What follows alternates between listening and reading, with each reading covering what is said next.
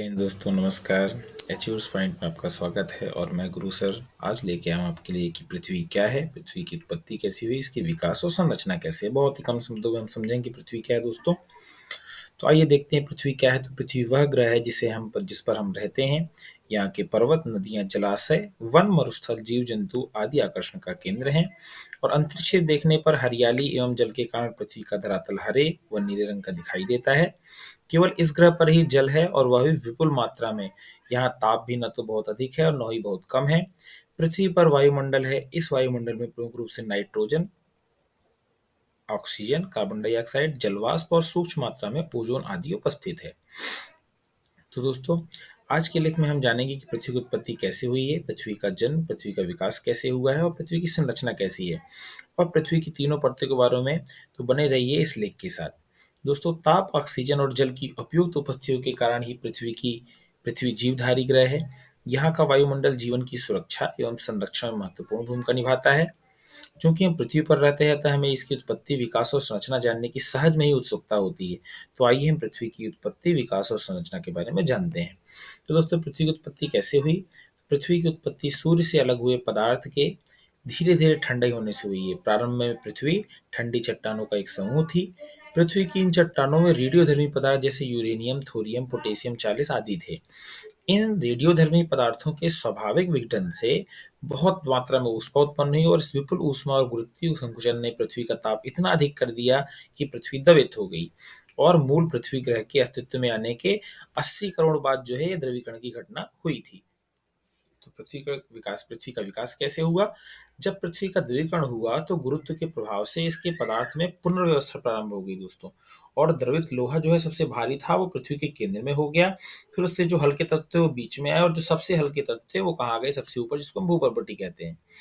तो माध्यम घनत्व का पदार्थ भूपर्पटी और क्रोट के बीच में एकत्रित हुआ, जिसे मेंटल कहते हैं।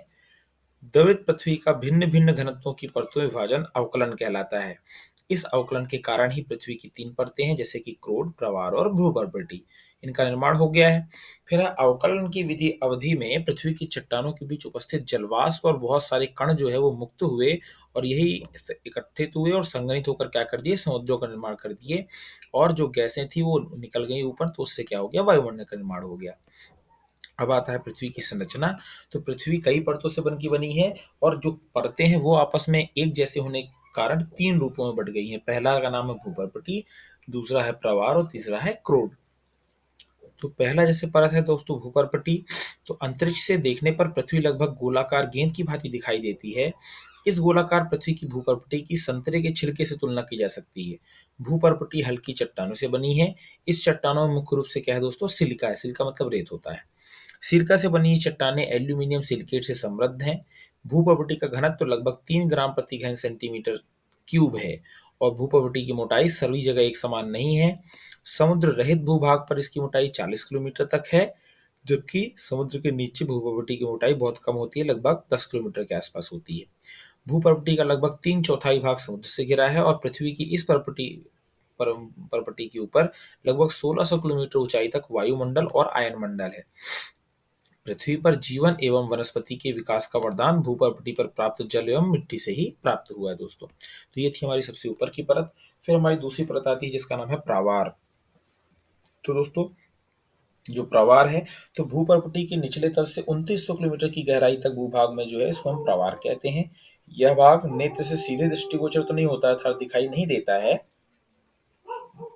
इसलिए इस भाग के संगठन का अध्ययन करने के लिए हम क्या करते हैं, अप्रत्यक्ष विधि जैसे खदानों के माध्यम से या जो गहरी गहरी बोरिंग की जाती है उसके माध्यम से करते हैं। ये जो परत है वो लोहा, सिलिका और मैग्नीशियम से भरा पड़ा है, मतलब इसकी प्रचुर मात्रा है।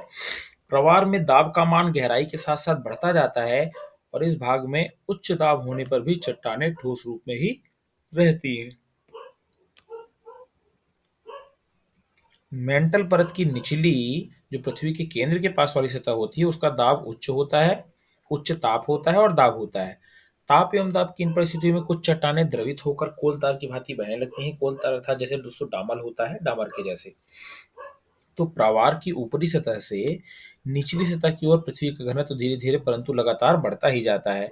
और प्रवार के ऊपरी तल का घनत्व 4 ग्राम प्रति घन सेंटीमीटर होता है और निचले तल का घनत्व 6 ग्राम प्रति घन सेंटीमीटर होता है दोस्तों। प्रवार का निचला तल जहां समाप्त होता है उसके नीचे पृथ्वी का घनत्व तेजी से बढ़ने लगता है। तो ये था हमारा दूसरा परत प्रवार। अब आता है तीसरी परत जिसका नाम है क्रोड। तो पृथ्वी का केंद्रीय भाग जो है वो क्रोड कहलाता है। क्रोड की त्रिज्या लगभग 3400 किलोमीटर है और यह बहुत गर्म है। क्रोड में मुख्य रूप से लोहा है। इस भाग में कुछ निकल भी उपस्थित है। क्रोड का ऊपरी भाग जो होता है वो द्रवित लोहे का बना होता है। द्रवित लोहा मतलब पिघला हुआ लोहा। इसके केंद्रीय भाग का जो ताप है वह लोहे के गलनांक से अधिक है, लेकिन फिर भी बहुत कहना चाहिए अजीब बात है दोस्तों यहाँ पे कि यहाँ पे जो लोहा है वो ठोस भाग में पाया जाता है। और यहाँ पे लोहे का ठोस होने का कारण क्या है? उच्च दाब। बहुत ज्यादा दाब हो जाता है, इसके कारण बहुत ज्यादा ताप होने के बाद भी लोहा क्या होता है? दबा हुआ होता है, ठोस रूप में रहता है। क्रोड की ऊपरी भाग का दाब कम होता है, अतः यह भाग द्रवित रहता है। इस प्रकार क्रोड की जो ऊपरी सतह से 1600 किलोमीटर की गहराई तक लोहा द्रवित रूप में पाया जाता है। क्रोड के द्रवित लौह भाग का घनत्व ऊपर से नीचे की ओर 10 ग्राम प्रति घन सेंटीमीटर से 16 ग्राम प्रति घन सेंटीमीटर तक होता है और यह लगातार बदलता रहता है। क्रोड के ठोस केंद्रीय भाग का घनत्व जो है दोस्तों वो 18 ग्राम प्रति घन सेंटीमीटर होता है। तो इस प्रकार से यह हमारी पृथ्वी की आंतरिक संरचना थी।